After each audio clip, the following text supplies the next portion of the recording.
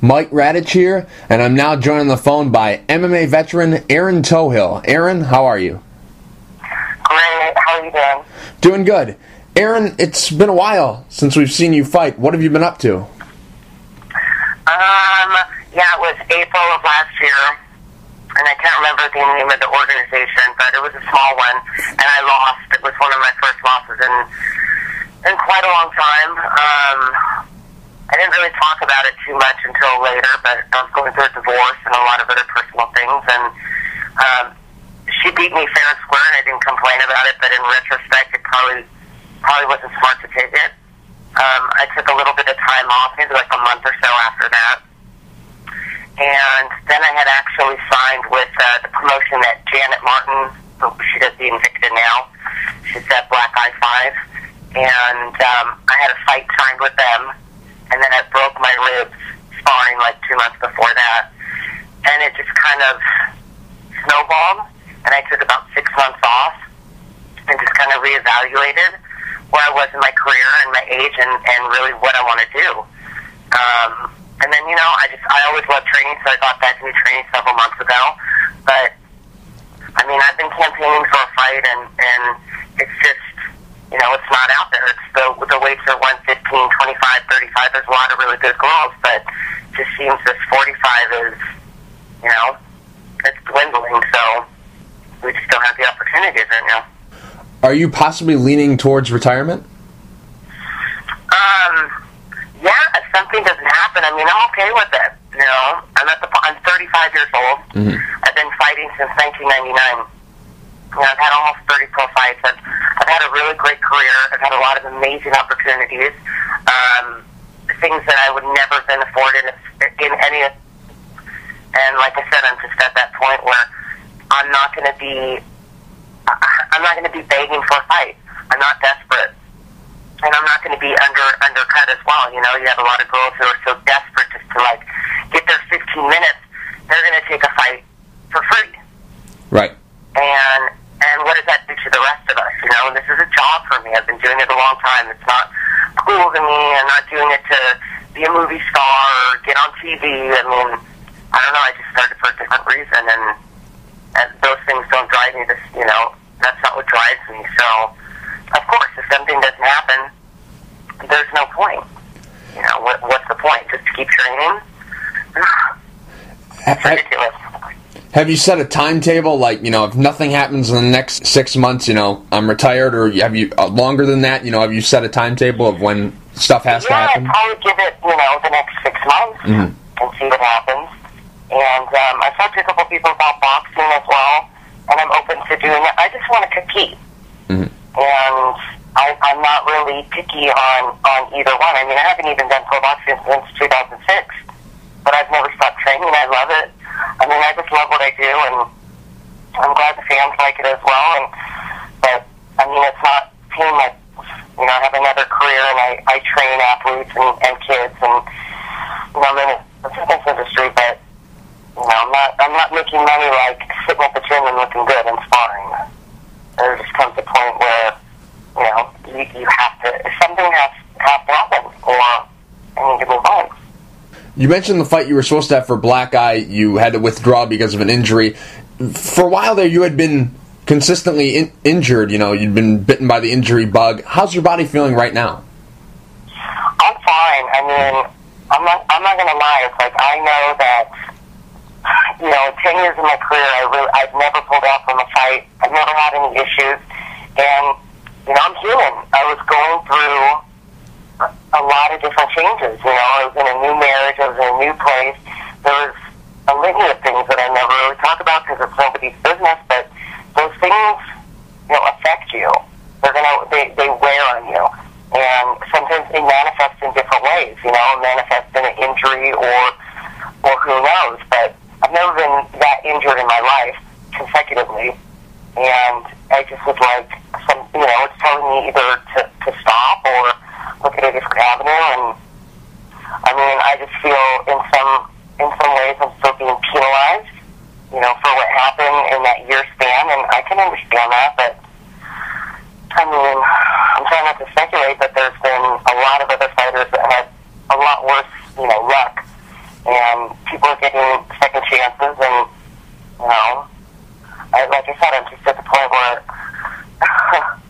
if it's going to happen, it's going to happen, and if not, you know, it'd be a shame, because I think I'm a great addition to any division, you know, and it's sad, like, Cyborg's not there right now, she'll be back soon, and even Gina, you know, and those two are great competitors, they're great fighters. You mentioned the fight that you had with Ashley Sanchez. You said that you had some personal stuff going on, and it's a fight that you probably shouldn't have taken. With that being said, was there a little bit of ring rust that might have led to the outcome of the fight?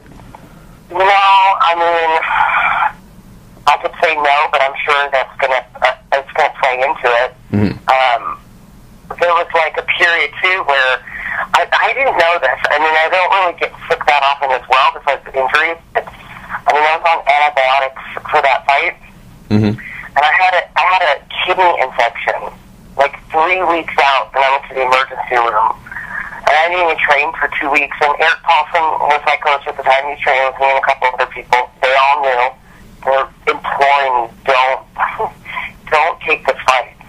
And I'm glad it happened in that sense because it was honestly, it was my arrogance thinking that I'd be fine.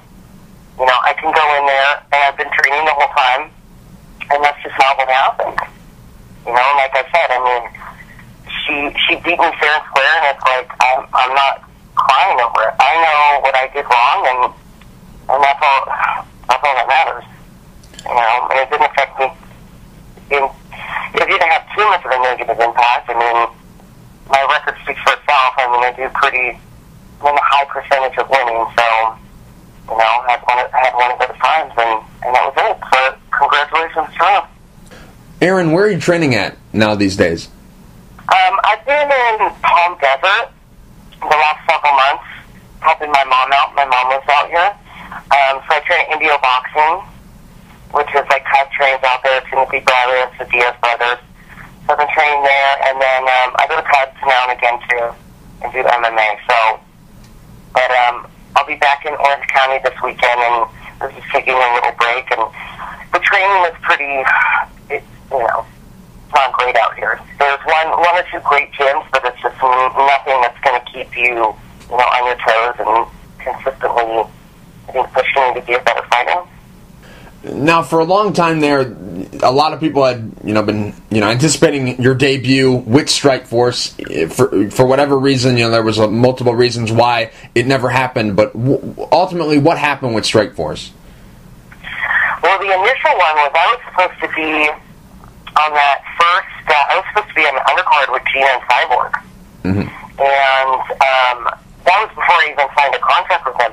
But they refused. They refused to send me a contract. And they wanted me to do it on a verbal agreement.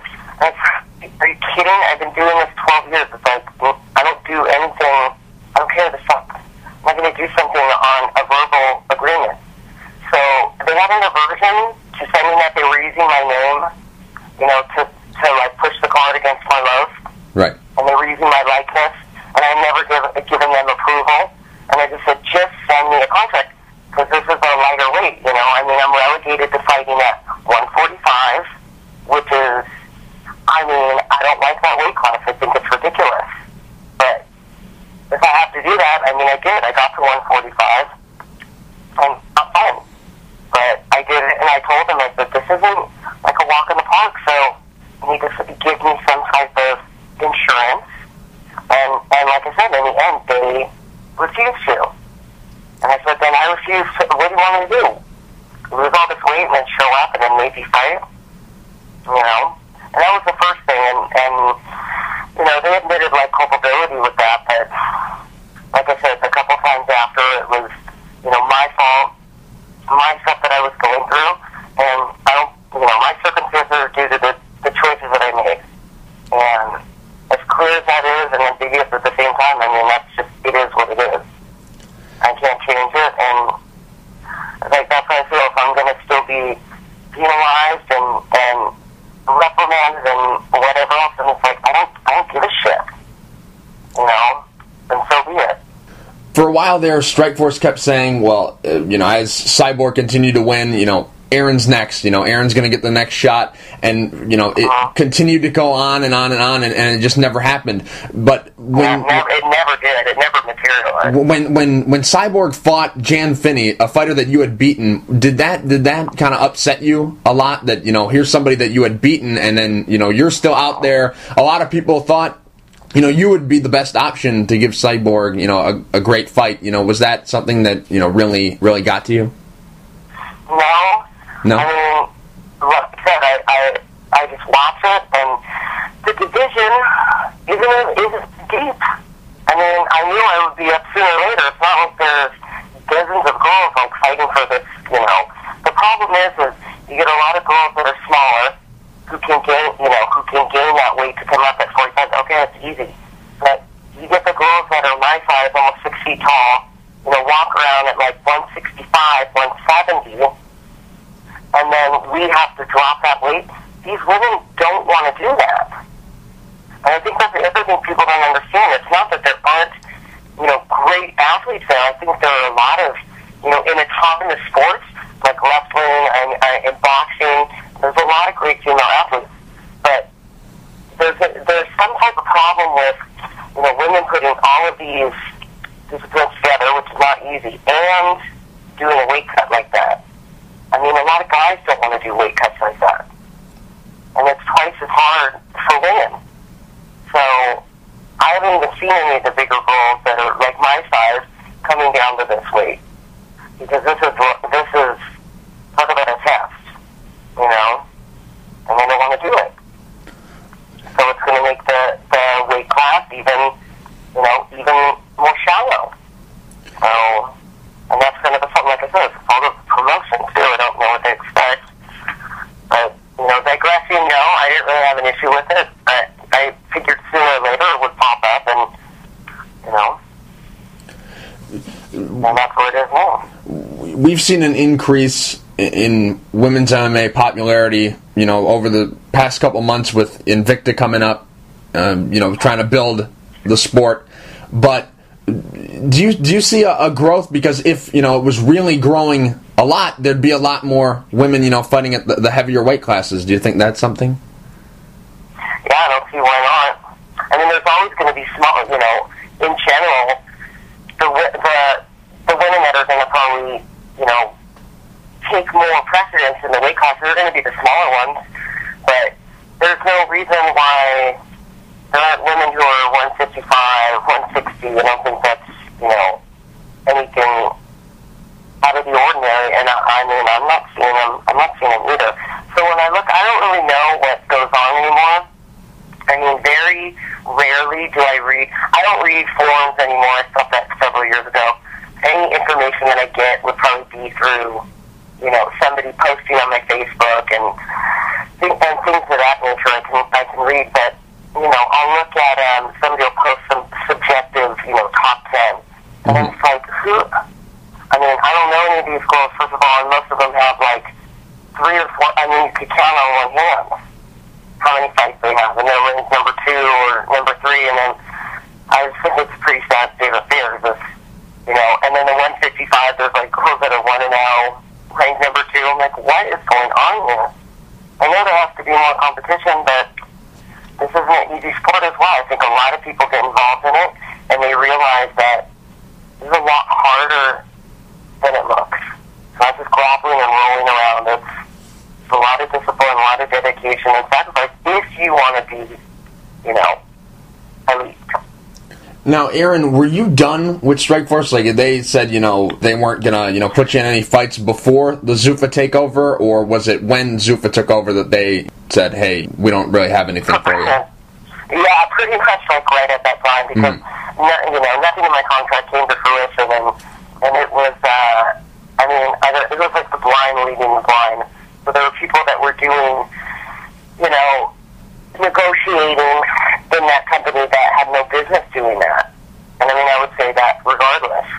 And these were people who were supposed to be training fighters and not negotiating contracts and doing all these other, hand in the cookie jar and everything.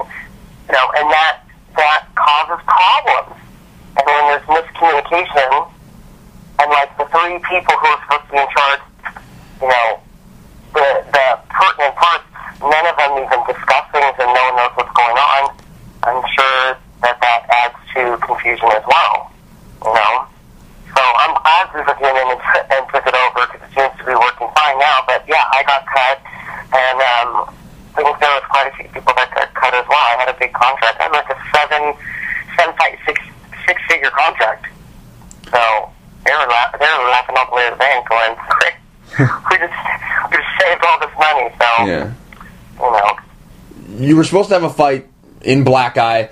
Janet Martin, who was running that show, now she's the matchmaker for Invicta. Is there any possibility we could see you fight for Invicta? It's possible. I mean, I don't really talk to Janet. I have, I'm a proponent of Shannon Knapp. I like her the way she does business. She's always, been an advocate of women, and she keeps things super neutral. The one part, like I said, watching, when some of the women get involved is, I don't understand it. It's a lot of things run, like, on emotions, and a lot of negotiations and matchmaking isn't based on, what's best for the crowd or what's best for the division. A lot of it is based on, subjective, emotional choices, if that makes sense. Yeah. And I don't like seeing that. I don't like seeing weird matchups, and it makes absolutely no sense to me. But we'll see. We'll see. They said it could possibly with Barlow's, and happens it does. Like I said, it's like I'm not a big Janet Martin to be on that card. Mm-hmm. Like I could freaking care less, and that, like she knows that too. I'm not here like a lot of these other girls. I mean, it's all 6 degrees of separation. A lot of these girls, we all know everyone at some level, and a lot of these girls they're freaking desperate to get a fight, and they're doing just about anything. To get on a car and have their little picture on a little flyer, and it's just like you have no freaking idea. Right. And I don't support that. I worked really hard, on my own laurels, my own accolades to, get where I am. And I didn't kick in with ass or do anything to get my brown belt or, I got in all those 27 fights by myself. And I think a lot of these girls, they have no idea, what it really takes to be in this sport on an authentic level. It's all, like I said, it's all about the Gina Carano syndrome, well, I mean, I'm going to throw an after party for my first fight. Are you freaking kidding? I mean, I don't even think I've ever had an after party for one of my fights. Right. And I just, I mean, I guess it's going to happen, but I don't like seeing it. But in the end, they're gonna dig their own graves. They're gonna be exposed. I don't have to do anything or say anything. I just support a lot of the legit women in the sport. I'm a big fan and a big supporter. And there's a lot of women that I like that I'm big fans of. I just don't like the ones that want to take the easy way.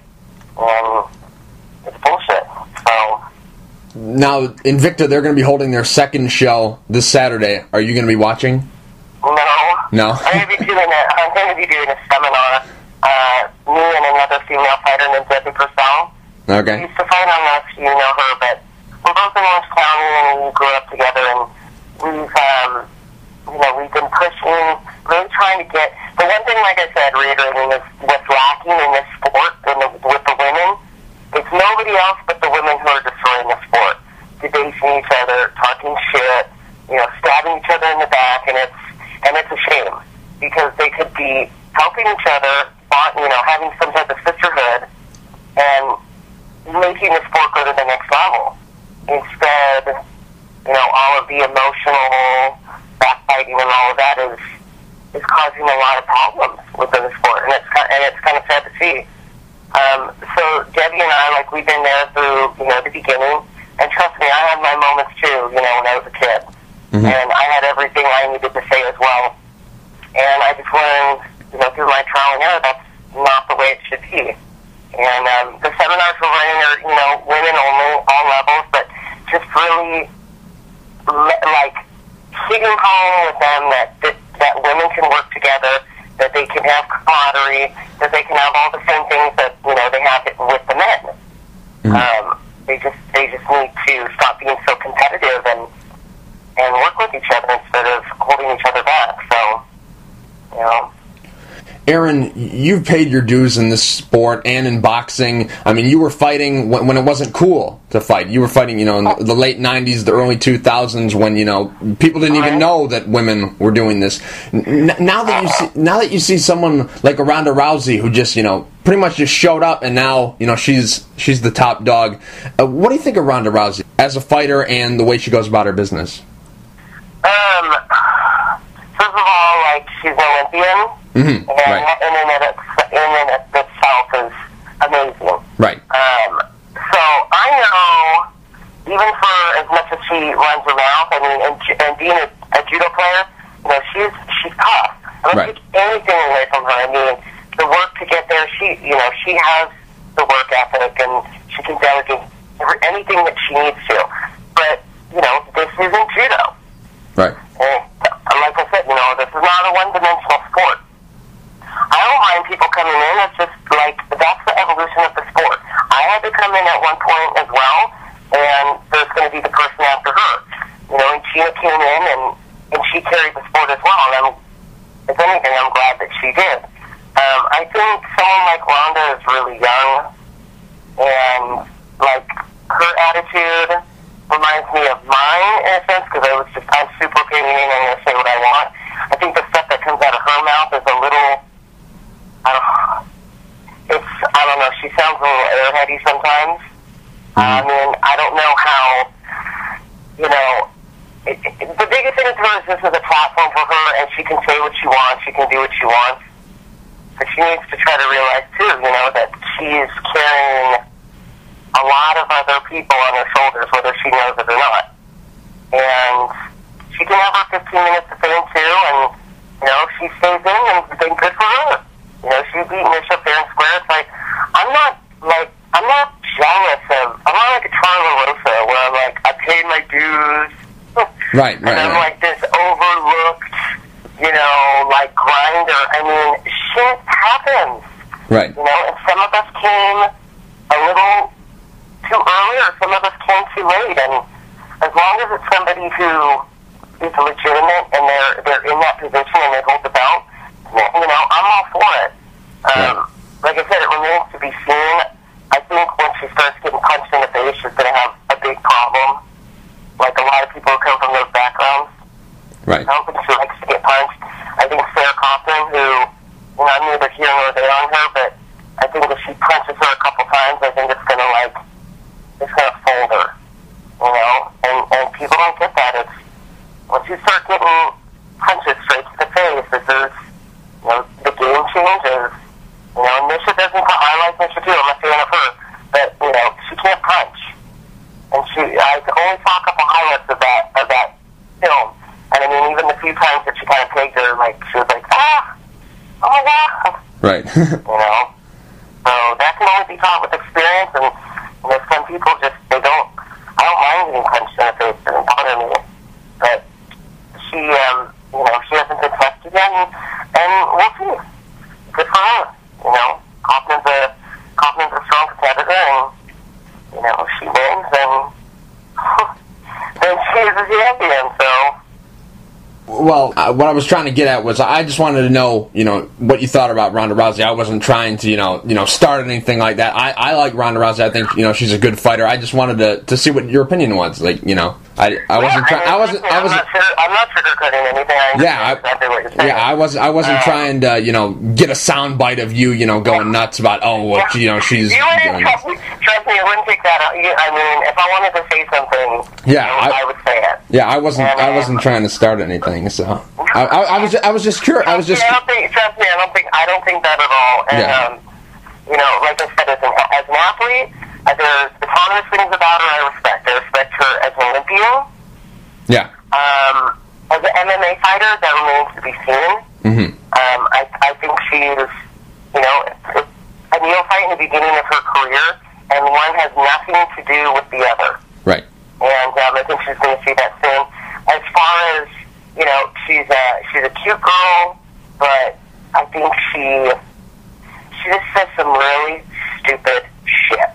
Mm-hmm. You know, and like I said, I'm all down for being, you know, say your opinion, but at least make it relative to the sport. I mean, a lot of the things that I get sympathetic, because trust me, I'm not like looking this girl up, or, you know, I don't lose sleep at night. Like right. Tara or something else. I'm not looking this girl up. I could care less.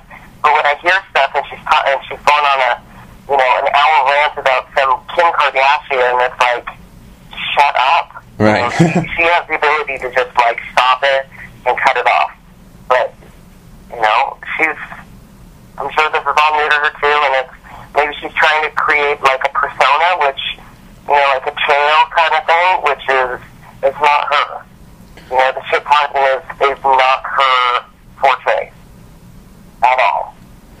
You know, and I don't know what is, but I can say it's not that. So, you know, she's just stick to fighting and just keep kicking ass. And if she does, then, you know, say whatever you want.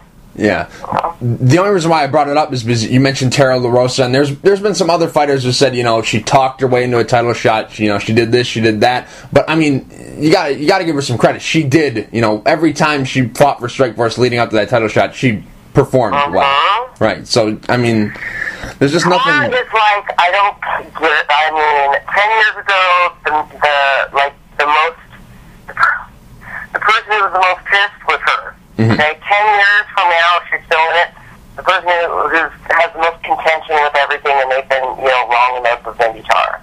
Mm-hmm. I mean, I would like to see her, you know, grow a little bit and not be have such a visceral response and like take it so personally.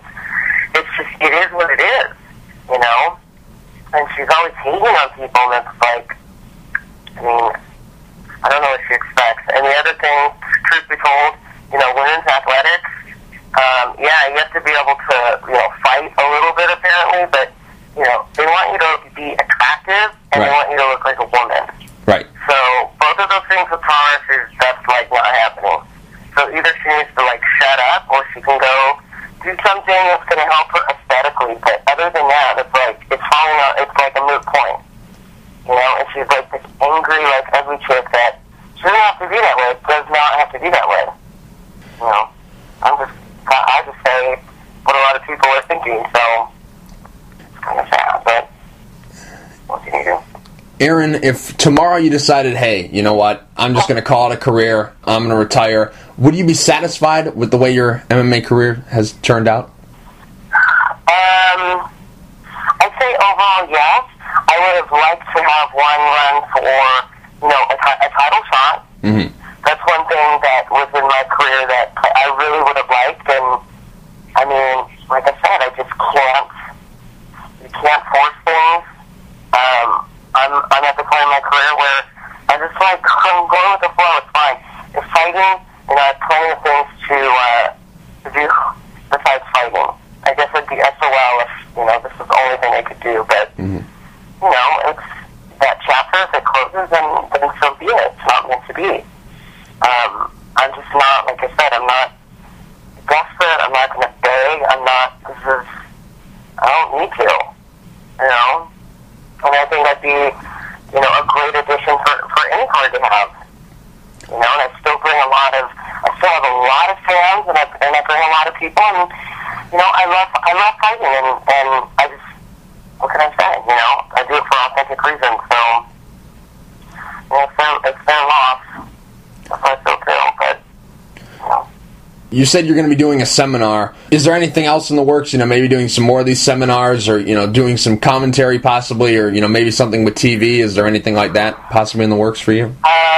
Yeah, I'm glad you reminded me. I really think that the, like, short-term goal, and we're really going to expand on this, you know, is doing, like I said, really pushing the women's seminars and just getting that camaraderie, getting a solid base for them.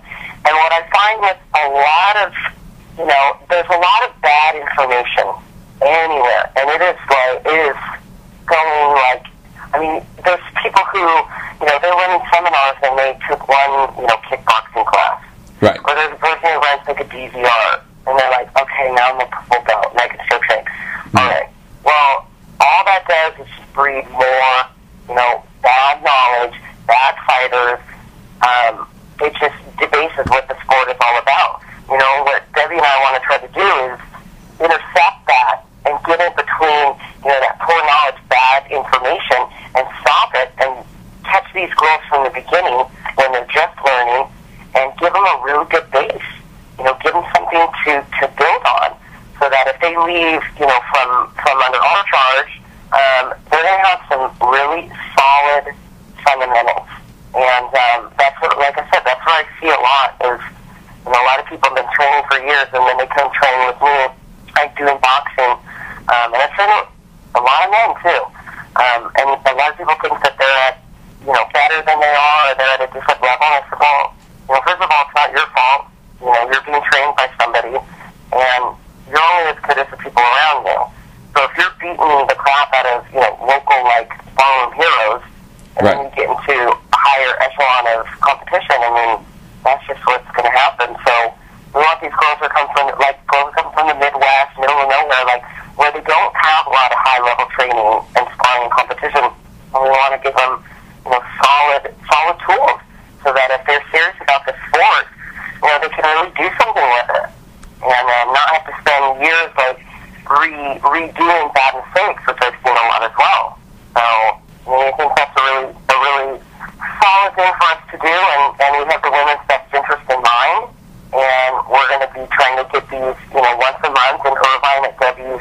The one on Saturday is the 28th, and it's at the Fighter Girls Gym, which Debbie Purcell owns. She has her clothing line out of there. And this one's full, we got full within a month, which is great.